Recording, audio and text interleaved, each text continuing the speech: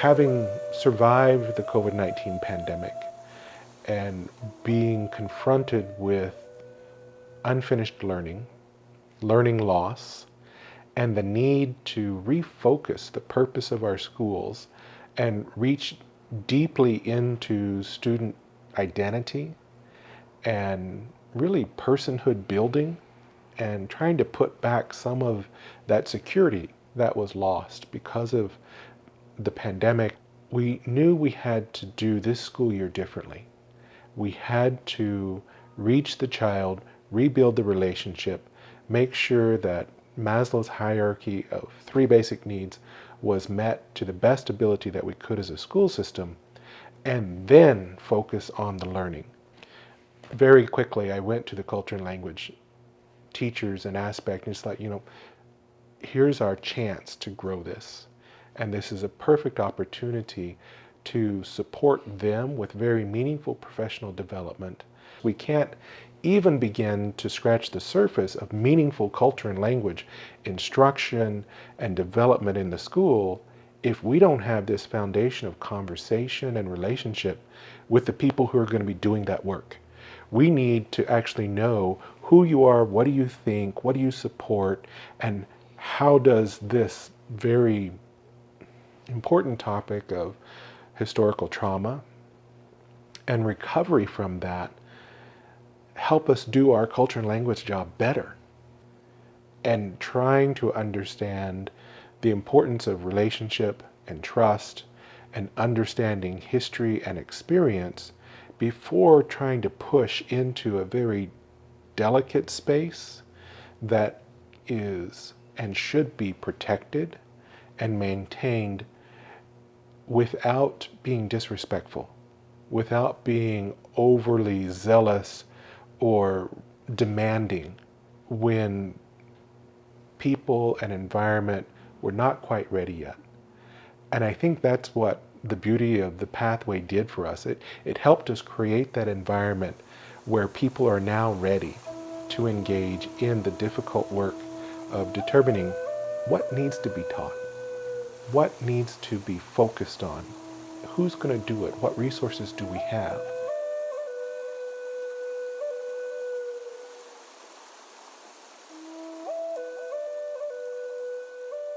The get-togethers, the face-to-face learning, the small groups, the book was very good. It just opens your mind to other people's thinkings and how they interpret stuff. The IDI assessment, I think it truly gave me a picture of who I am and why I do the things I do. Learning about trauma and how it's a bodily response and how it relates on a personal level to my family, because there's some trauma care going on with my family right now. And in addition to that, just how I've seen our students impacted, how their responses are classic with what we read in the book for trauma, and how important it is that we know as educators that our students are going through these things. I think more or less the small group discussions, but even as we got into our class discussions, those were critical for me. The small group discussions, the group that I was in, there were 2 that really opened up, and shared some really personal things. And it got me to think, wow, if they can share those type of experiences with me, with the group, then maybe I should open up a little bit too. I'm a gatherer of information, and I like being surrounded by everybody's point of view, different points of view, because I think if I'm going to be a better person, I do better if I know what other people are thinking or feeling. As you look at, your students and just seeing them as human beings and not just working towards human doings in the classroom, it's going to help you to feel more connected to your students, to their parents. I could start the Shindamang Away Masanayagan by talking about this book. Ishinikade Nukumis or Ninjin. It's called My Grandma's Hand. It really helped me a lot, benefited from this. Now, it helped me to look at the Americans different, because I've learned Gewino Asago Ge Te Gakwadi Getuat, because I learned that they have trauma also. He talked about what happened to the non-indigenous, the Europeans, over there in Europe. Yeah, Chapapita Goshinawate de Minising, before they came over here to Turtle Island, Ishinikadamang, North America, what we call North America now. It's been difficult to have good relations, Anishinaabe, Sago, indigenous and non-indigenous. Misago o Kikendaso, and so this knowledge, Inki Wichi Egu, it helped me. Nawaj Chinisatotawagwa in the Dikit, I'll say, to understand more of them, The first part was standing back and taking the IDI test.